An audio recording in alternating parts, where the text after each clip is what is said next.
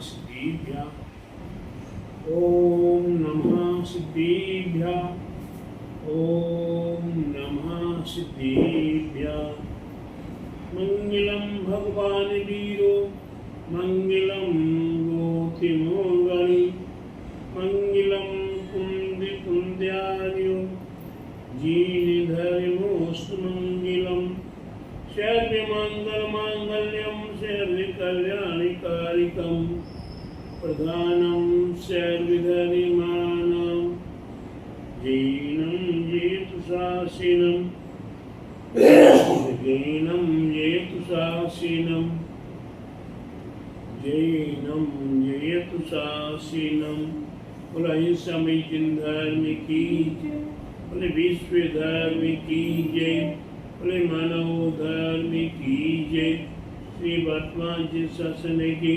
महावीर भगवान की जय बोले गादसांगी जी ने वाणी माता की जय बोले आचार्य गुरुवरिक स्वामी परम तपस्वी वंचरी परम ऋषि शांति शिरोमणि पंचवश के जल के त्यागी सुसेनानी ज्ञान वृद्धि तपो वृद्धि वय वृद्धि वात्सल्य मूर्ति आचार्य श्री स्वामी नेमी सगर जी महाराज की जय।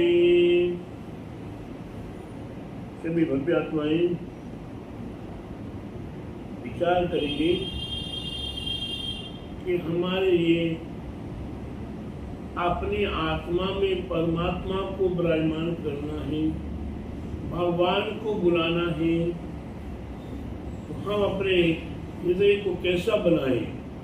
तो हमारे नीतिकार कहते हैं सादर उर्मे बिठा वीर को जिनके विधि सब निलय हुए समोषण की श्री शोभा से शोभित गुणगण विलय हुए आत्म दर्शक आत्म शासक नायक आगम की रचना अनेक जनों को मोक्ष मिले बस यही करो बस करो प्रयोजन यही अपना हमारा लक्ष्य अपनी आत्मा से परमात्मा बनना है।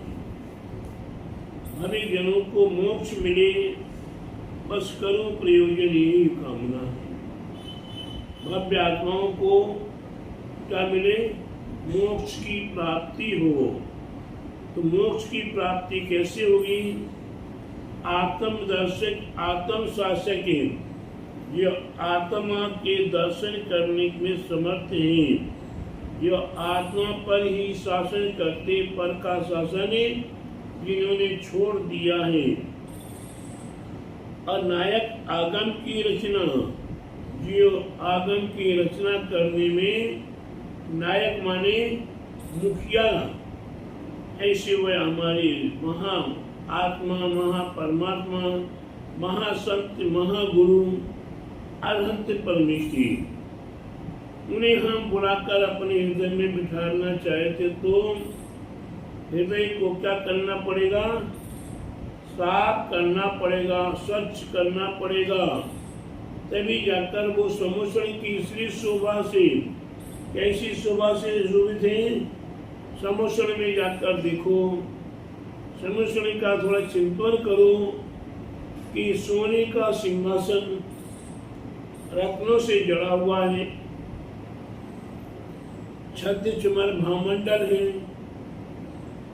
वहाँ इंद्रों के मुक्तों में मणियां चमक रही हैं, उन्हीं के प्रकाश से सारा समुद्र प्रकाशमान हो रहा है। महान महान सुंदर से सुंदर शोभायमान है। समुद्र में हमारे अनंत भगवान विराजमान है। हमारी आत्मा कैसी है। हमारी आपकी सबकी आत्मा कैसी है। इसमें हिंसा झूठ चोरी कुशील परिग्रह क्रोध मान माया लोभ आदि कर करके हमने संग्रह किया है और पाप कर्म का संचय करके महाढेर कचरे का ढेर अपनी आत्मा में लगा के रखा हुआ है।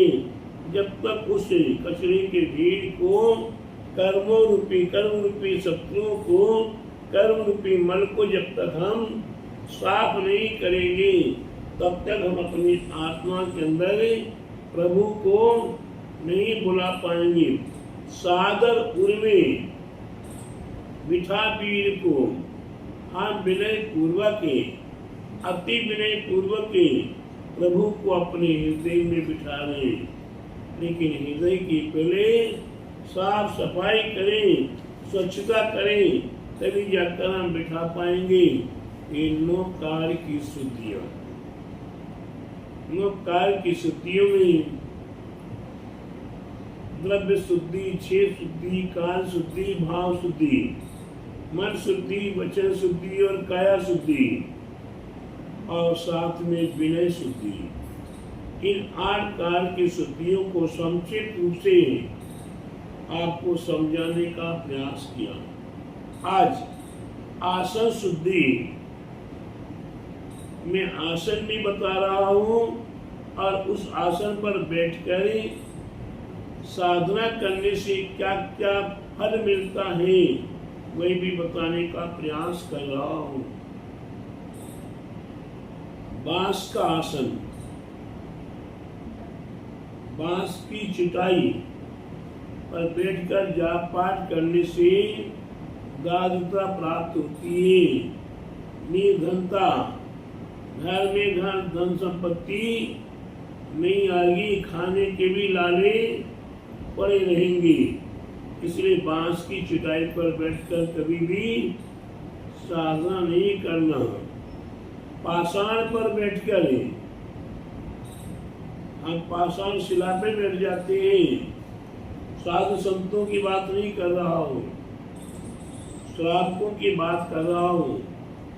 पाषाण शिला पर बैठ जाने से जाप पाठ आदि करेंगे तो व्याधि से पीड़ित हो जाएंगे, माने कोई ऊपरी बाधा आदि देवी देवताओं संबंधी ज्यादा से पीड़ित हो जाएंगे। लाइट मिट्टी भूमि पर बैठकर जाप आदि करने से दुख की प्राप्ति हुआ करती है। काय पर पाषाण नहीं, चलो खेत है मिट्टी में बैठ जाओ, घास लगी घास बढ़िया है बगीचे में बैठ जाओ, पानी में बैठ जाओ। तो आप जमीन में मिट्टी में बैठ गए तो वहां बैठकर जाप पाठ करने का सोचा तो आपके लिए दुख की प्राप्ति होगी। पट्टे पर लकड़ी पर बैठकर जाप पाठ आदि करने से दुर्भाग्य की प्राप्ति होती है। यश कीर्ति मान सम्मान नष्ट हो जाता, दुर्भाग्य। या अच्छे से अच्छे काम करने के लिए भी जाओगे तो भी बुरा हो जाएगा। घास पर बैठकर या घास की चटाई आदि पर बैठकर जाप पाठ आदि करने से अपयश मान सम्मान नहीं प्राप्त होगा, लेकिन विपरीत होगा। आपका अपयश चारों ओर भरेगा। आपने कोई गलती भी नहीं की फिर भी चारों देश में देशांतर में अपयश हो जाएगा।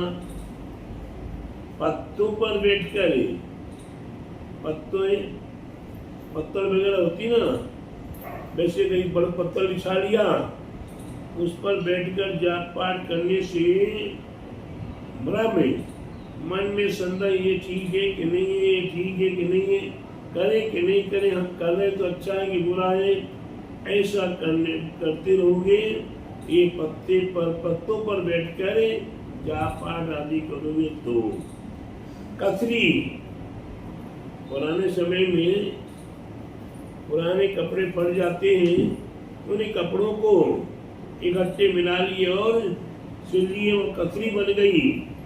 उस कथरी पर बैठकर भी जाप पाठ करने से मन चंचलित होता है। मन में चंचलता बनी रहेगी, स्थिर मन नहीं हो पाएगा। ये व्यापार करूं कि नहीं करूं, ये करूं ये करूं ये करूं, सारा मन चंचलित होता रहेगा। दुनिया का सोच लोगे, सिर्फ चिल्ली की कहानी कर लोगे, लेकिन करें कुछ नहीं पाओगे। चमड़े पर बैठकर जाप आदि करने से ज्ञान नष्ट होता है। जो अच्छा ज्ञान है, हिताहित का ज्ञान है, वही नष्ट हो जाएगा। काय पर बैठकर जाप करने से? चमड़े पर बैठकर जाप पाठ करने से। कंबल जो नाना प्रकार के ऊन से या जानवरों के बालों से बनते हैं, ये कंबल आदि पर बैठकर जाप पाठ करने से मान भंग होता है। मान थोड़ा बहुत मिलता भी है, लेकिन ऐसा भंग होता है कि मुंह दिखाने के लायक भी नहीं रहता है। नीले रंग के वस्त्र पहनकर, कौन से कपड़े? नीले रंग के कपड़े पहनकर जाप पाठ आदि करने से दुख की प्राप्ति हुआ करती है। काले कपड़े पहनकर जाप पाठ आदि करने से कलह प्राप्त होती है। घर में बात पे झगड़े होंगे। हरे रंग के कपड़े पहनकर जाप पाठ आदि करने से मान भंग होता है। काला, नीला और हरा, ये 3 प्रकार के वस्त्र पहनकर जाप पाठ आदि करने से दुख की प्राप्ति, कलह की प्राप्ति और मान भंग होता है। सफेद रंग के वस्त्र पहनकर पूजा पाठ जाप आदि करने से यश की वृद्धि हुआ करती है। मान सम्मान प्राप्त हुआ करता है। पीले रंग के वस्त्र पहनकर जाप पाठ आदि करने से हर्ष आनंद की प्राप्ति हुआ करती है। इसीलिए आप देखते मंदिर में जाते तो सफेद कपड़े हैं या पीले कपड़े होते हैं। ध्यान के लिए या ध्यान करने के समय पर लाल वस्त्र अच्छा माना गया है। ध्यान करना है तो लाल वस्त्र विशेष रूप से अच्छा माना गया है और वह सर्व कार्य की सिद्धि कराने में कारण हुआ करता है। इसलिए कई महाराज माता जी जाप पाठ करने के लिए बोलते हैं कि आप लाल वस्त्र, लाल माला, लाल आसन से जाप करोगे तो आपको सब अच्छे से अच्छा होगा। इसलिए ध्यान करने के लिए लाल वस्त्र अति श्रेष्ठ है। अब आप कहेंगे महाराज जी आपने ये सारे आसन बता दिए, इनमें कोई आसन शुद्ध नहीं, अच्छा नहीं, फिर कहाँ जाओ? पर साधना करूं क्या? तो हमारे आचार्य कहते नहीं, डाब का आसन जिसे कुशासन भी बोलते हैं, मोटी मोटी घास जैसे आती ना, उसको बोलते कुशासन। उसका आसन बना हुआ हो, उस पर बैठकर जाप पाठ आदि करे तो हर कार्य की सिद्धि हुआ करती है। इसलिए प्रत्येक भव्यात्माओं को विचार करते रहना है कि हम काय पे बैठकर जाप पाठ कर रहे हैं।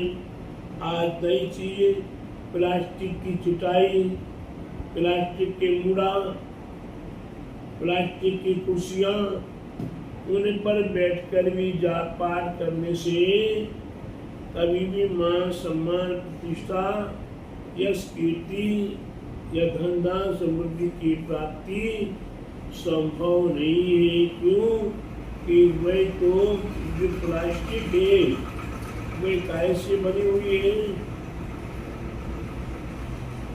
वृक्ष की छाल से, वृक्ष की रस निकला हुआ है।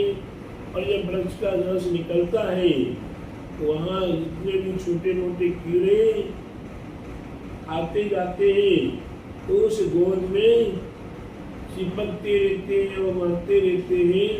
तो उसके माध्यम से बोझते उससे गोंद बनती है और उससे चटाई बनती है जिसको बोलते हैं प्लास्टिक के। रबड़ भी उसी से बनती है। तो ये नाना प्रकार के रासायनिक क्रियाओं के माध्यम से बनती है, वो शुद्ध नहीं होती, अशुद्ध हुआ करती है। इसलिए प्रत्येक भव्य आत्माओं को अगर अपनी आत्मा की शुद्धि करना है तो आसन का ध्यान रखते हुए हमें अपने शरीर के आसन लगाकर भी हम खड़ासन, सुखासन, पद्मासन आदि आसन लगाकर हम आत्म साधना करें, आत्म शुद्धि करें और अपने साधना कर अपने आत्मा को परमात्मा बनाने का प्रयास करें। ये हमारे आचार्यों ने बहुत अच्छा उल्लेख है। हम भव्य आत्माओं को बताने का प्रयास किया है। आप माने, जाने, समझे और अपने जीवन में उतारे। बोलो महावीर भगवान की जय। बोलो आचार्य गोरक्षनाथ देवी सदर जी महाराज की